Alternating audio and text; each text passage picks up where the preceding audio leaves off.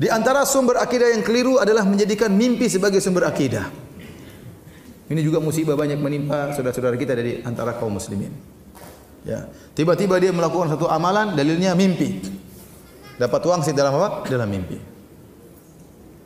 Yang lebih canggih, saya bermimpi ketemu Nabi sallallahu alaihi wasallam. Nabi ajarkan saya wiridan ini. Nabi ajarkan saya salat ini misalnya. Kita bilang Rasulullah sallallahu alaihi wasallam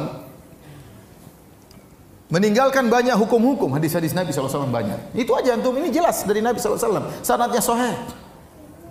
Adapun dalam mimpi masih banyak kemungkinan.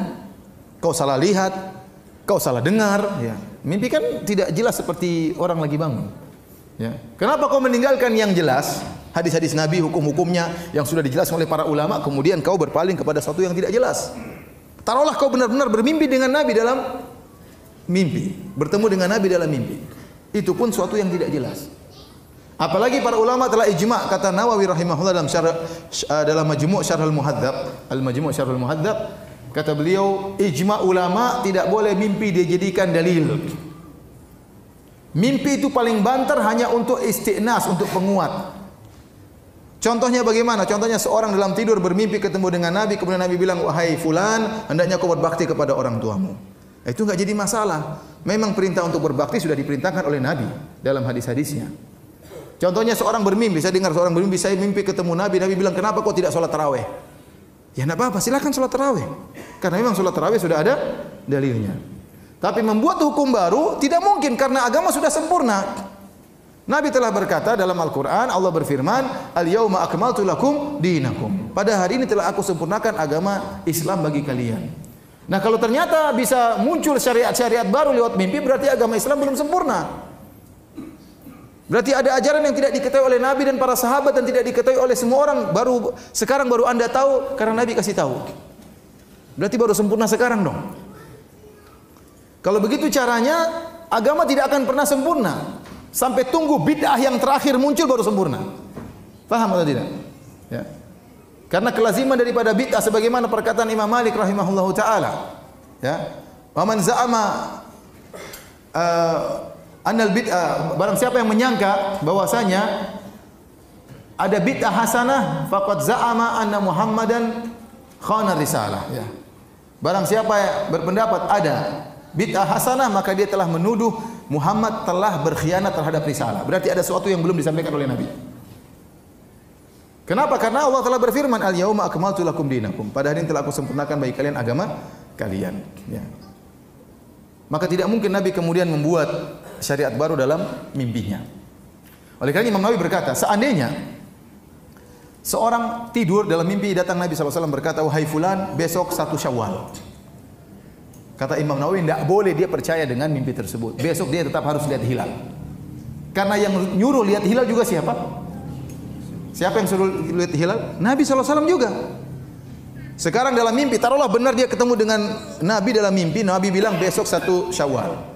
Sementara dia tahu dalam hadis-hadis yang sahih, Nabi mengatakan sumu li ru'yatihi wa aftiru li ru'yatihi. Kata Nabi, berpuasalah karena melihat hilal dan lebaranlah karena melihat apa? Hilal. Maka terjadi pertentangan antara apa yang dilihat dalam mimpi dengan hadis-hadis Nabi yang sahih. Kata Imam Nawawi, harus ikut hadis-hadis yang sahih. Jadi harus tetap lihat apa? Hilal. Tidak boleh kemudian saya tidak mau lihat hilal karena saya percaya dalam mimpi ketemu dengan Nabi SAW. Ini kalaupun kita bertemu dengan Nabi dalam mimpi. Kenyataannya banyak orang yang salah lihat Nabi dalam mimpi.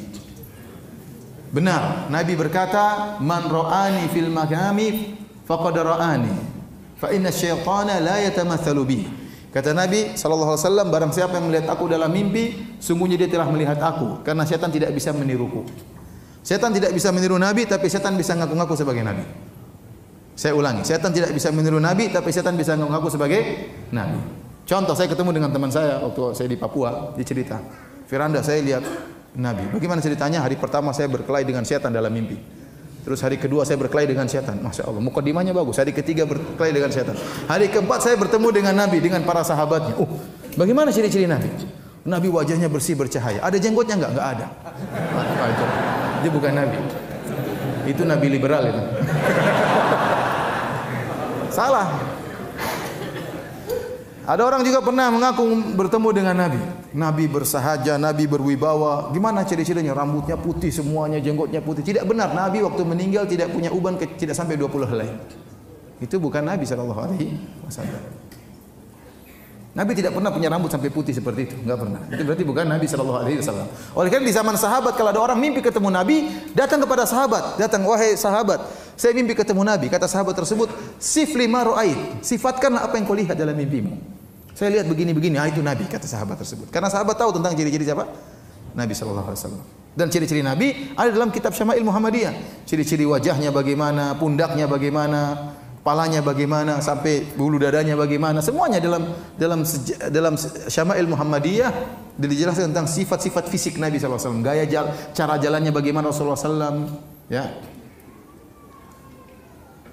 Di antara hal yang aneh yang saya pernah dengar, ada yang pernah cerita, "Ustaz, saya pernah mimpi ketemu dengan Nabi, Ustaz. Sudah lama, tapi saya baru cerita sekarang, Ustaz." Kenapa? Karena saya aneh lihat Nabi sallallahu alaihi wasallam.